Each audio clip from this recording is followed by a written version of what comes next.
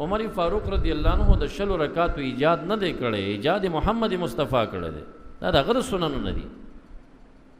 عمر فاروق صرف اجتماع کړي د مختلفو جماعاتو په قاری واحد باندې چې تاسو انفراد نه په جمع بهتر دی، په جمع کې ډیری جمع مکوئ، یو قاری پسې ټول ودرېږئ. دغه صورت ته بدعت حسن ویل شوی دی. د دې نه بعضې خلکو داسې جوړه کړه چې عمر فاروق 6 رکعاته راایستلي دي. نه 6 رکعاته دې ته زموږ فقها سنت وایي. د عمر صاحب عمل ته سنت کله ویلی کېږي؟ په دغه معنا باندې چې فقها یادوي. لن تاسو متوجه شي. اول ما عمومات پیش کړي، پاغي کې عادت نشته. موطا د امام محمد دا امام مالک دا اول جلد یوصل د الله سما صفحه. ابو هريره فرمایي ان رسول الله صلی الله علیه وسلم کان يرغب فی قیام رمضان. تاسو ته اصطلاح مخ کې جوړ کړه، یو قیام اللیل دی، یو قیام رمضان دی. رسول الله مبارک په قیام رمضان کې ډیر ترغیب ورکاو، ډیر ترغیب چې تاسو تراویح کوئ. قیام رمضان تراویح دي، دا قولی ترغیبات من غیر ان یامر بعزیمه، امر په عزیمت نه کوي، نه واجب نه وو.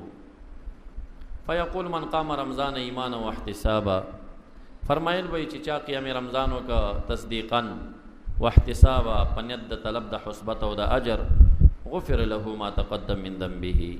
قال ابن شهاب فتوفى رسول الله صلی الله علیه وسلم والامر على ذلك. دا امر على ذلك سمانا على الانفراد. قیام رمضان بکیدا، تراویح بکیدی انفرادا. ثم كان الامر على ذلك في خلافه ابي بکر وصدرا من خلافه عمر بن الخطاب.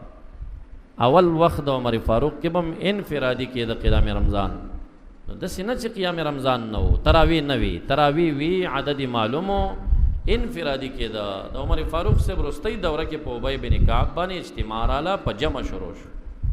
دی وجنه زموږ استاد امام ابو یوسف وای وای اوس وخت کې په کور کې د جمعات نه بهتره دی او په انفراد کې د جمع نه بهتري، هغه دی تذهاب.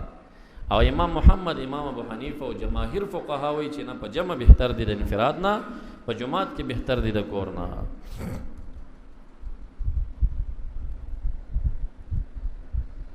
صحیح بخاری اول جلد 14 صفحه سوئی باب تطوع قیام رمضان من الایمان. ور قیام اللیل نه قیام رمضان، تراویح نفل او منز د تراو د قیام رمضان چې دی دا من الایمان.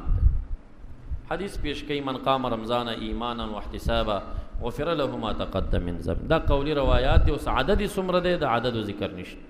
ولی نشته؟ یو شی معروف خلک نه ذکر کوي کنه، یو عدد چې معروف وي خلک نه ذکر کوي.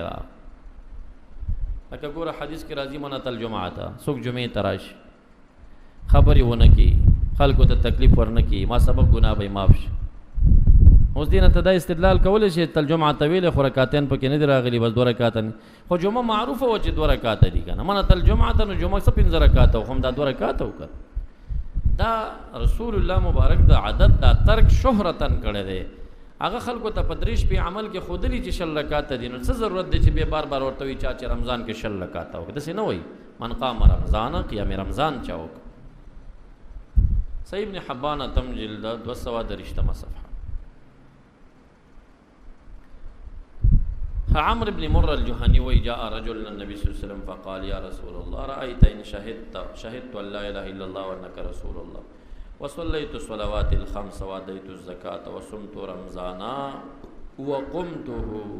دې قمته نه استدلال لخوا رمضان روزونی سما خو وقمته قیام وکما قیام رمضان تراو د ویل کی. فمن انا زبت څنګه ما قال من الصديقين والشهداء.